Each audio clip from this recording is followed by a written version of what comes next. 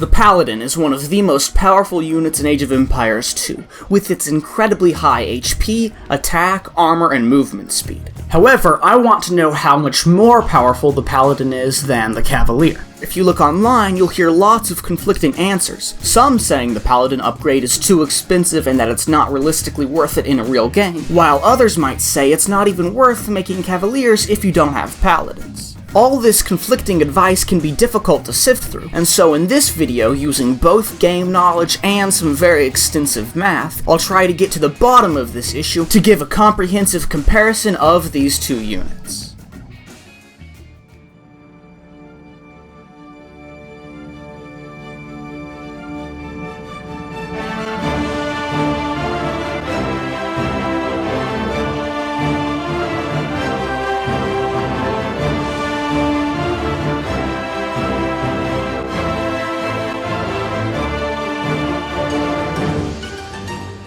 Now, for this video, I'm going to be mostly assuming that you already know the basics of these two units. They're both heavy cavalry units that are very expensive, yet very good against just about everything, with the exception of halberdiers, camels, and a few other unique units. Despite this tough package, not all cavaliers are created equal, and the same thing is true for paladins. The Byzantines have paladins, but they lack bloodlines and blast furnace, meaning their paladins have the least attack of all the paladins. The Celts also lack bloodlines as well as plate-barding armor, meaning they're the most squishy paladins. The Teutons miss husbandry, which means they're the slowest, and the Franks actually don't miss anything and in fact have 12 more HP than fully upgraded paladins. Persian paladins and all their allies actually get +2 attack versus archers, so this will increase their damage output there, and the Magyars, Spanish, and Huns are the only civs that have fully upgraded generic paladins. For the Cavaliers, the civs that don't have access to them are the Aztecs, Mayans, Incas, as well as the Indians and the Saracens. Now, not all Cavaliers are created equal, as we shall see. To start off, probably the worst Cavalier would be that of the Malay, which miss chain barding and plate barding armor, as well as bloodlines, so they are definitely the squishiest Cavaliers, even more so than the Vikings, and if you're worse than the Vikings, it's pretty bad. The Koreans miss plate barding armor, bloodlines, as well as blast furnace, so yeah, they're pretty bad also. The Ethiopians, the Japanese in Age of Conquerors, and the Vikings miss plate barding armor and bloodlines, so they're still pretty crappy, but a little bit better than the previous two in my opinion. The Goths, Japanese in the HD expansions, as well as the Mongols, also miss only plate barding armor, so they're not the best, but it really could be worse. And Britons are the only Cavalier to miss only bloodlines. Vietnamese are also the only Cavaliers to miss blast furnace, while the Burmese, Chinese, Italians, Khmer, Portuguese, Slavs, and Turk Cavaliers are fully upgraded. The Berber Cavaliers are cheaper, and the Malians have +3 attack, so they are definitely the best Cavalier civs. So now that we have all this general information out of the way, let's start to compare all of these units. Now for this comparison, what I did is I looked at all the Paladins and Cavaliers relative to the fully upgraded generic Paladin. Now, I'm not comparing a Cavalier to a Halberdier, for example, but instead seeing how much better a Paladin is versus a Halberdier than a Cavalier. For this comparison, I looked at two attributes of these heavy cavalry units: the amount of hits it takes for them to kill an enemy, and the amount of enemy hits they survive. This means I can't really take movement speed, creation speed, or cost bonuses into account. And so what this means is that, for example, even though the Teuton paladins aren't as good as the Spanish ones because they're slower, I'm grouping them in the same section because I don't really know how to mathematically account for the lack of husbandry. Anyways, I calculated the survivability of these units by looking at the HP of the Paladins and Cavaliers, and then I divided that by the amount of damage dealt after armor to see how many hits it takes to kill a given Paladin or Cavalier. So for example, in theory, a unit with 12 pierce attack would take only 14 hits to kill a Malay Cavalier, 23 hits to kill a Celt Paladin, or 39 hits to kill a Frank Paladin. For their damage output, I took the HP of a particular unit, say a fully upgraded champion, and divided that by the amount of damage that the Paladin/Cavalier would deal to it after armor. So this champion with 70 HP and 4 melee armor would die in 7 hits from a Korean or Vietnamese Cavalier, 6 from almost all the other Cavaliers and the Byzantine Paladin, and only 5 hits from the other Paladins and the Malian Cavalier. If you're familiar with my previous comparison videos, you'll be familiar with this methodology. However, to be completely honest, I think the end result of these previous tests were flawed because I only looked at a very small sample size of units. For this video, on the other hand, I compared the Cavaliers to the Paladins relative to almost every single unit in the entire game. Now, I say almost because in order to keep it relevant, I only looked at Imperial Age units, and for unique units, I only looked at their stats when they were fully upgraded. I also left out water units, towers, onagers, and rams because A, I didn't think that would be that significant, and B, it was difficult to really calculate how much damage they would deal to these units, so I just decided not to mess with it. However, for generic units, such as champions or heavy cavalry archers, I looked at their stats with and without certain upgrades, such as the last blacksmith upgrades or bloodlines. I also tried to include generic units that had their stats altered by a civ or bonus, but there's always a chance that I forgot some. This means that I had to do more than 3,000 calculations by hand. Calculators are for the weak. Oh, and you see this sheet you're looking at? Yeah, I had to draw that by hand and color each and every little box with a pencil in order to make it perfect. I also had to do this while walking uphill to school and back uphill to my own house. So as you can imagine, this was pretty difficult for me to do. However, if you want to check my math, you can examine this sheet because I'm putting a link in the description. And so to start, let's look at the survivability of the Paladins and the Cavaliers. Looking at the raw survivability numbers to start, the Paladin upgrade gives 40 more HP and 1 more pierce armor, but no more melee armor. When compared to the generic Cavalier, you can see that versus almost all units, this upgrade is going to be very important. Even versus a few of the high bonus damage units, such as halberdiers, camels, pikes, and Genoese crossbowmen, Paladins survive a few more hits than the Cavalier do, which can be very helpful. The next thing to note is that the Persian Paladin is identical to the generic fully upgraded Paladin when it comes to survivability, because the only bonus is an attack damage bonus. As I talked about in my previous Frank Civ overview, the extra 12 HP that their Paladins get allows them to survive 1 more hit from halbs and 2 more hits from Genoese crossbowmen, which can really change the outcome of a battle in some situations. Now, looking at pikes and halberdiers more specifically, we can see just how important the blacksmith upgrades are for their damage output.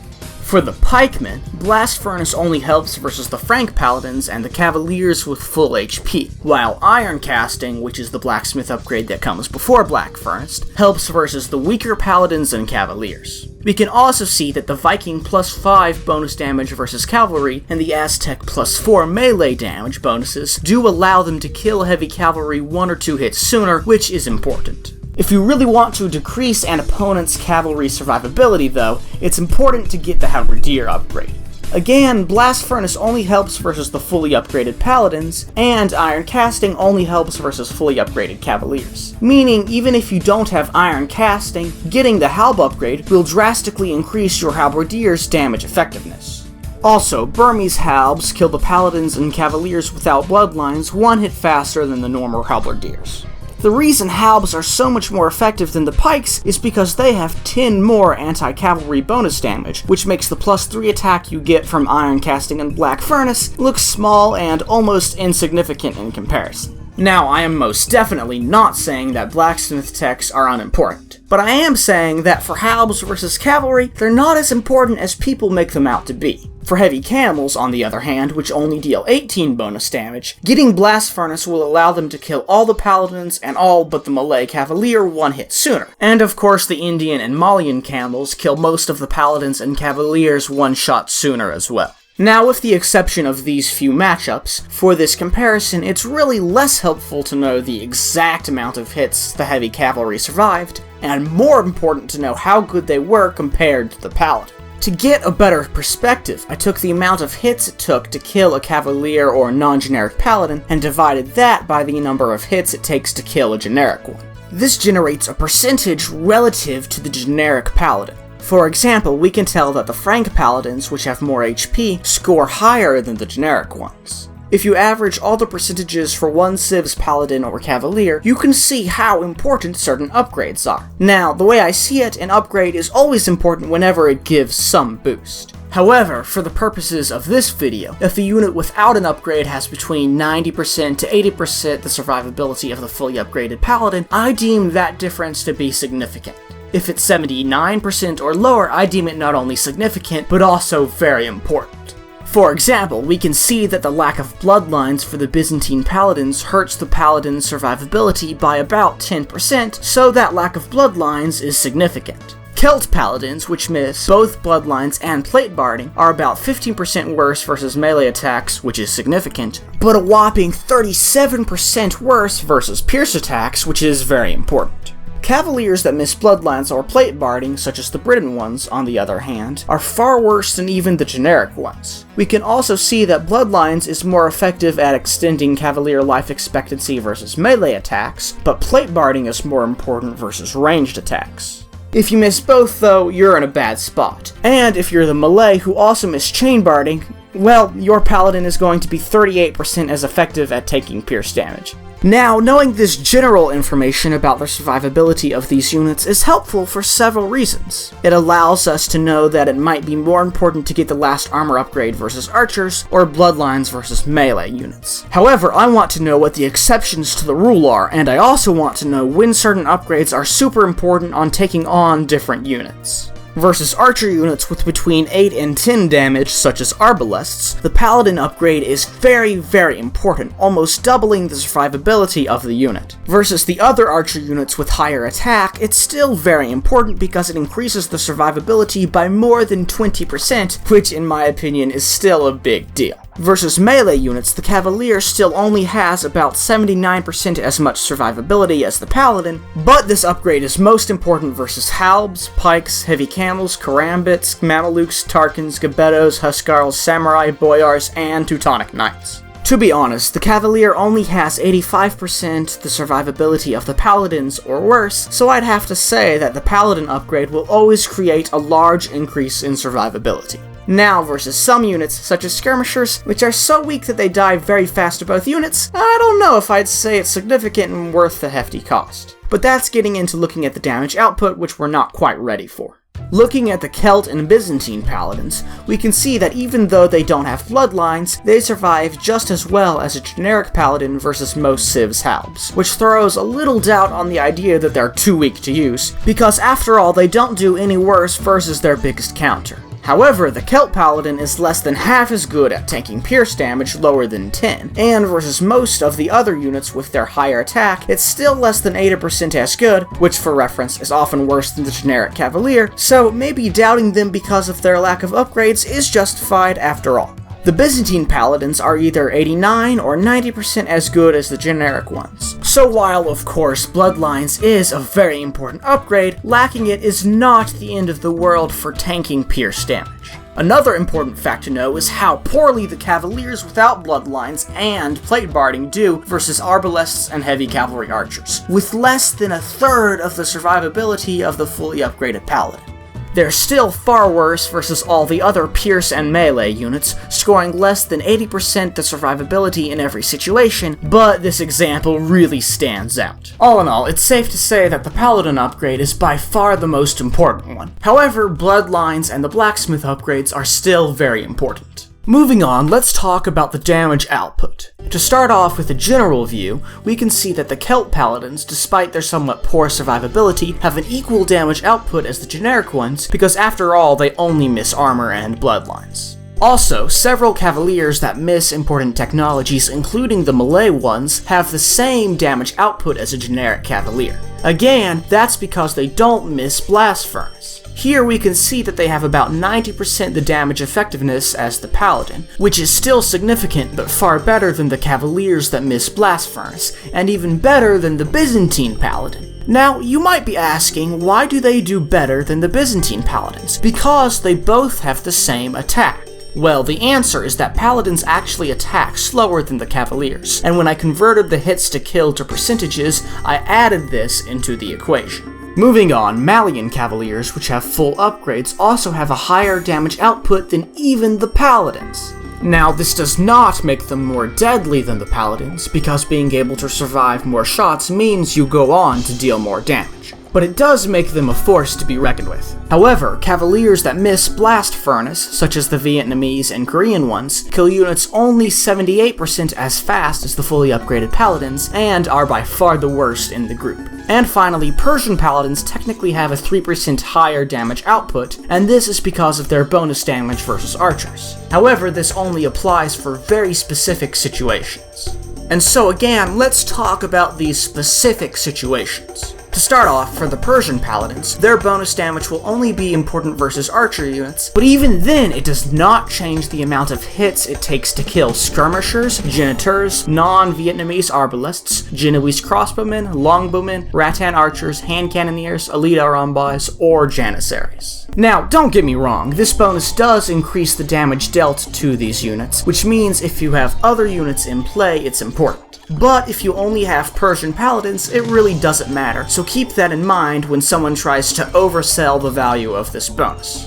However, versus plumed archers, Vietnamese arbalists, most heavy cavalry archers, and Mangudais, the Persians are 20% better or more than the fully upgraded Paladins, which is very important. Moving on to talk about the Cavaliers, because they do have a higher attack rate than the Paladins, when they do have Blast Furnace, they technically kill a few units faster than even a fully upgraded Paladin. They kill elite skirmishers, plumed archers, hand cannoneers, pikemen without plainmail armor, Incan eagle warriors, elite huskarls, elite shotel warriors, and elite organ guns faster than even the fully upgraded Paladins. Now, don't get me wrong, this doesn't mean they're better than the Paladins versus these units, because of course the extra HP and pierce armor will increase their survivability. However, I would definitely not be afraid to use the Cavaliers versus most of these units. On the other hand, even the fully upgraded Cavaliers kill fully upgraded arbalists, Italian arbalists, longbowmen, rattan archers, heavy scorpions, elite karambits, and gebettos less than 80% as fast as the Paladin, which means the opponent will be able to get an extra shot off sometimes, killing your Cavalier.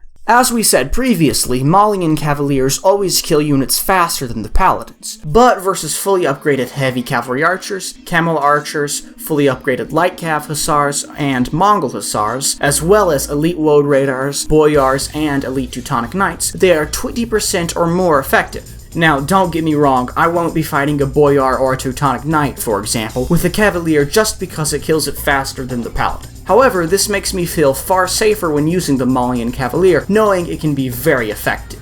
There's not much deviation in the Korean and Vietnamese Cavaliers, being only about 70 to 85% as good as the Paladins, with the exception that they kill boyars only 60% as fast, and Teutonic knights only 20% as fast. Again, I'm not fighting either of these units with Paladins or Cavaliers in the first place, but just know that Cavaliers without Blast Furnace are excruciatingly ineffective versus high melee armor units. All in all, to step back a bit, it's safe to say that all upgrades are important, and that the higher stats, the better.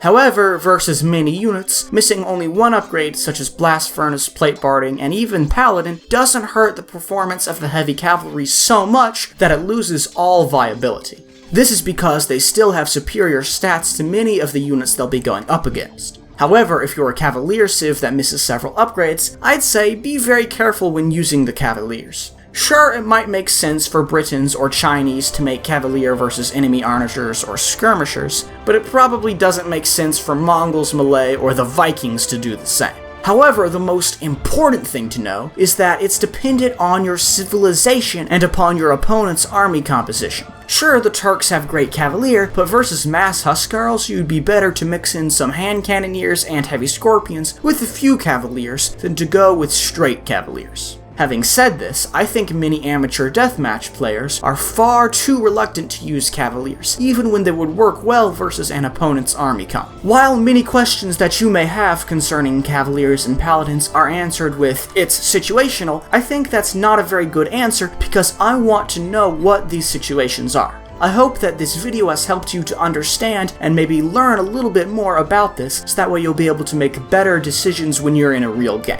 Anyways, as always, thanks so much for watching. I hope that you found this video useful, and I'll see you in the next one.